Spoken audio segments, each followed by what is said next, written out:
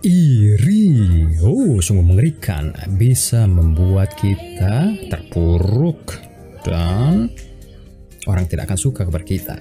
Apakah Anda mau tidak disukai orang-orang? Silakan. Tapi kalau Anda ingin bebas dari rasa iri, basmi dia segera. Seperti saya mencukur kumis jenggot saya. Seperti ini, bersih ya.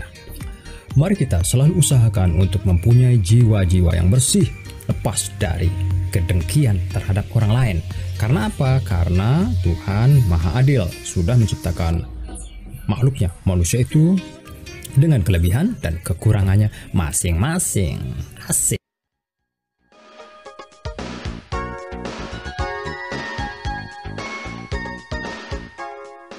Oke, straight to the point. Mengapa harus iri? Karena tadi seperti saya jelaskan bahwasanya Tuhan telah menciptakan manusia itu dengan kelebihan dan kekurangannya masing-masing. Lihatlah pada diri kita sendiri. Yang perlu kita lakukan adalah untuk tidak melihat secara terus-menerus orang-orang yang kita iri itu, yang kita dengkiin itu, yang kita tidak suka dengan kemajuannya. Jangan, kita pun bisa seperti itu kalau sudah ditakdirkan Tuhan, tapi takdirnya tidak begitu. Ada jalan-jalan yang harus kita tempuh. Kalau kita bisa mengambil pelajaran dari sini, bisa jadi kita bisa lebih hebat dari orang-orang yang kita dengkiin itu ya. Nah, kita perlu mengoptimalkan apa yang kita bisa, kelebihan-kelebihan yang ada pada diri kita. Bagaimana caranya? Sama saja tadi membandingkan dengan orang-orang yang sukses itu, yang kebetulan kita ingin seperti itu. Bagaimana caranya bisa seperti itu? Kita harus bisa melakukannya secara realistis, logis, logika masuk akal.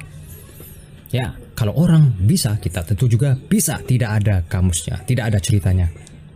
Kita tidak bisa, kecuali memang kita magari diri dengan mengatakan kita tidak bisa. Semuanya berpulang pada kita. What you think, what you get. What you think, what you get. What you think, what you get. Apa yang kau pikirkan, itu yang kau dapat. Makanya berpikirlah optimis untuk bisa menjadi seperti yang kita inginkan, yang telah didapatkan oleh orang-orang yang kita dengkiin itu.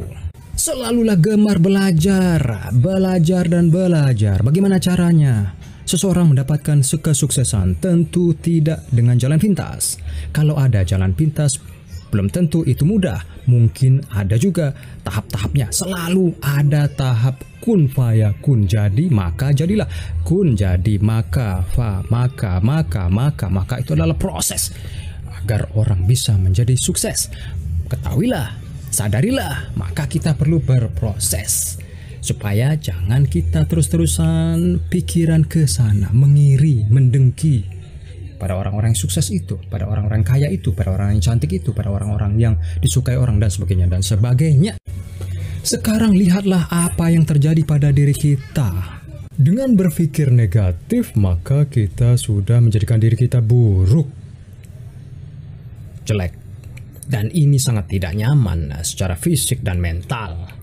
Coba bayangkan, bila kita mengeluh, bila kita mendengki, bila kita mengiri, bila kita menjadi hater. Apa yang terjadi pada tubuh kita? Oh, sungguh tidak enak. Auranya terlihat tidak menyenangkan bagi alam semesta raya. Kita akan selalu mengundang hal-hal negatif itu dalam hidup kita.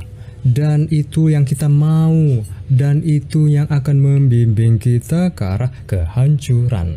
Jangan mau. Kita rubah ke arah positif, produktif, tidak memikirkan sesuatu yang jelek, karena yang jelek itu akan menghancurkan kita. Yang paling sering orang menjadi dengki ketika dia berada di media sosial, medsos seperti Facebook dan WhatsApp. Ada saja hal-hal yang membuat kita gondok, geram. Karena apa? Karena kita tidak suka dengan postingan seseorang, apalagi kalau orang itu sukses, orang itu melebihi dari kita, selebriti, public figure, atau siapapun yang kita kenal dekat atau yang dikenal secara luas, kita tidak suka.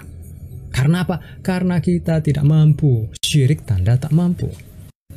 Maka kita pun melancarkan serangan-serangan dengan tulisan-tulisan yang mengecam, yang mendengki, yang tidak menyukai, dan ributlah di situ. Itulah bisikan setan yang dari zaman pertama manusia diciptakan hingga kini selalu tidak suka dengan manusia. Maka ributlah kita, berantamlah kita. Dan ini pun menjalar pasal bahaya dengki. Maka batasilah media sosial itu. Jangan mudah terpancing, jangan mudah percaya pada berita yang datang tiba-tiba tanpa kita mengecek kebenarannya. Itu sama saja bohong bila kita mempercayai apa yang kita dengar begitu saja. Ternyata setelah kita cek tidak begitu kenyataannya, dan kita sudah terlanjur menyebarkannya kepada orang lain kena, maka dosanya kena siapa? Dosanya kena di kita, kamu, saya, kita, mereka, dia, semuanya kena. Hati-hati. Maka hati-hatilah dalam hidup, hati-hatilah dalam bertindak. Berpikirlah sebelum melakukan sesuatu, berbicara, menulis, apapun itu, lihat akibatnya.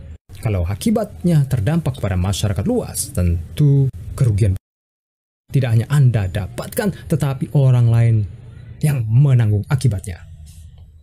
Karena itu, mari kita selalu bijak bersosial media, posting hal-hal yang menyenangkan, berkawan dengan orang-orang yang menyenangkan, berpikir dengan menyenangkan, produktif, sukses, apa saja yang baik. Karena apa? Karena apa yang kita pikirkan itu yang kita dapatkan. Law of attraction atau sunatullah. Tuhan bagaimana maunya kita saja. Maka marilah untuk selalu belajar, untuk selalu menyaring, melihat kepada diri kita sendiri yang ada kelebihan dan ada kekurangan. Dengan kelebihan kita bisa mendapatkan keberuntungan, dan pula dengan kekurangan kita bisa memacu semangat kita untuk merubahnya, memperbaikinya, agar kita bisa menjadi orang yang sukses pula. Demikian kan yang kita mau. Mari saya, kita, Anda, kamu, mereka semua merubah semuanya menjadi lebih baik dari sekarang. Menghindari menengki, menendam, menenggang, membenci orang, menjadi hater yang menjengkelkan itu. Jadilah hater yang baik, hater yang dibenci para hater.